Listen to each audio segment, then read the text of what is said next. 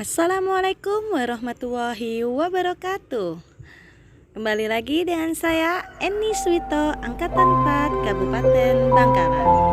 Kali ini saya akan menjelaskan koneksi antar materi modul 2.1 tentang pembelajaran berdiferensiasi. Pertanyaan pertama, buatlah kesimpulan tentang apa yang dimaksud dengan pembelajaran berdiferensiasi dan bagaimana hal ini dapat dilakukan di kelas.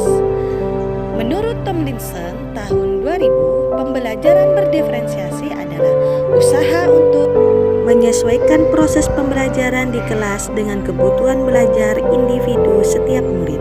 Ada juga pembelajaran berdiferensiasi adalah serangkaian keputusan masuk akal yang dibuat oleh guru yang berorientasi kepada kebutuhan murid. Dua pengertian pembelajaran berdiferensiasi ini memiliki arti yang sama, bahwa setiap guru harus memperhatikan kebutuhan belajar muridnya. Cara penerapan pembelajaran berdiferensiasi di kelas, hal yang harus dilakukan seorang guru antara lain: yang pertama, melakukan pemetaan kebutuhan belajar siswa berdasarkan 3 aspek, yaitu kesiapan belajar siswa, minat, dan profil belajar siswa. Yang kedua, merencanakan pembelajaran berdiferensiasi, yaitu RPP, berdasarkan hasil pemetaan dari strategi pembelajaran berdiferensiasi, materi, dan gaya belajarnya. Dan yang ketiga, mengevaluasi dan refleksi pembelajaran yang sudah berlangsung. Pertanyaan yang kedua, jelaskan bagaimana pembelajaran berdiferensiasi dapat memenuhi kebutuhan belajar murid dan membantu mencapai hasil belajar yang optimal.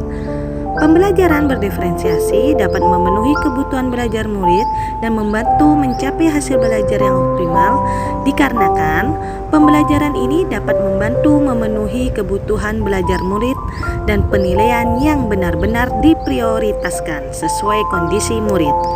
Dan karena untuk mewujudkan lingkungan belajar yang positif, diperlukan beberapa strategi belajar. Di antaranya adalah dengan mengakomodasi lingkungan belajar yang berpihak pada murid dan mengidentifikasi kebutuhan-kebutuhan yang dapat mendukung penumbuhan murid merdeka.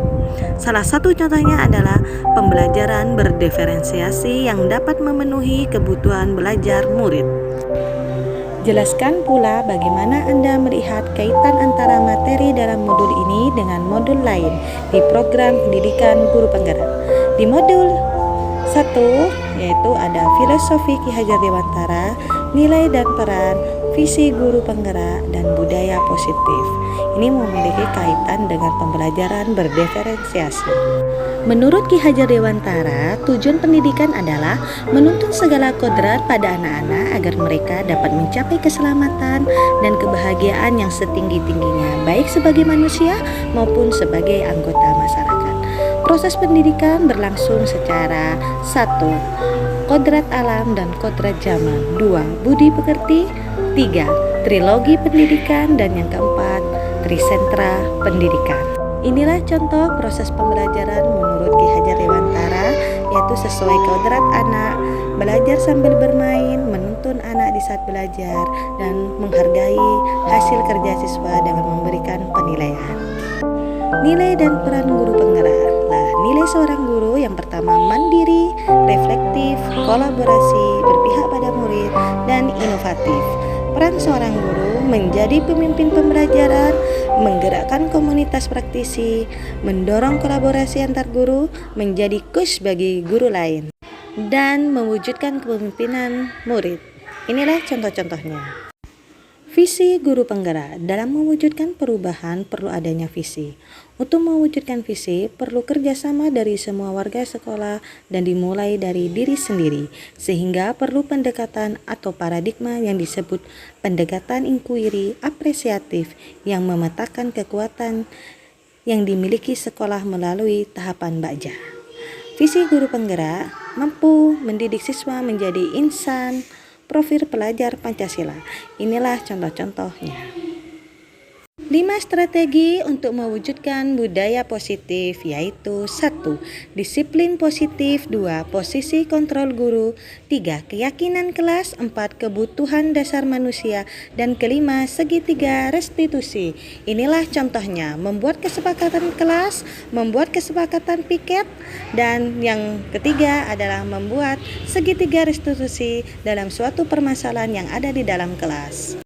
Thank you, terima kasih, semoga bermanfaat. Wassalamualaikum warahmatullahi wabarakatuh.